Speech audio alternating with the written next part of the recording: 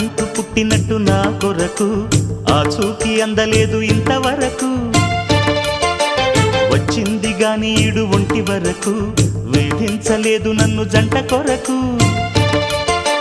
చూశాక ఒక్కసారి ఇంత వెలుగు నా వంక రాను అంది కంటి కునుకు ఈ అల్లరి గారడి